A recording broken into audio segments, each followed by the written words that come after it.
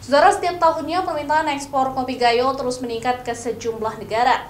Tahun lalu, ekspor kopi Aceh mencapai 14.000 ton lebih. Namun akibat pencatatan dan ekspor tidak dilakukan di dalam provinsi, Aceh tidak mendapatkan dana insentif dari pemerintah dari hasil ekspor. Data Badan Pusat Statistik Provinsi Aceh tahun 2022 mencatat, ekspor kopi Aceh mencapai 14.869 ton atau sekitar 1,3 triliun rupiah. Dengan negara tujuan seperti Amerika Serikat, Jerman, Swiss, dan Perancis. Namun karena belum adanya pelabuhan yang melayani rute ekspor dari Aceh, maka ekspor harus dilakukan dari luar provinsi seperti Sumatera Utara, Jakarta, dan Batam.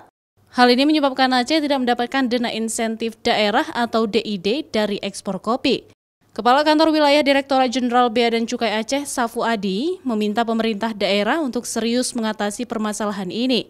Pasalnya miliaran uang dari sumber daya alam Aceh masuk ke daerah lain karena tidak adanya fasilitas ekspor yang memadai di Aceh. Ini yang saya ingin dorong ke pemerintah daerah, mari sama-sama kita upayakan untuk memperkuat infrastruktur bisnis kita, sehingga kemudian semua aktivitas produktif dari sumber daya yang ada di Aceh, itu penyelesaian akhirnya bisa di pelabuhan yang ada di dalam Provinsi Aceh, yang implikasinya pasti pencatatan devisanya ada langsung dari Aceh, dan atas dasar pencatatan devisa itu akan mendapatkan imbal hasil atau dana bagi hasil untuk Provinsi Aceh juga akan meningkat.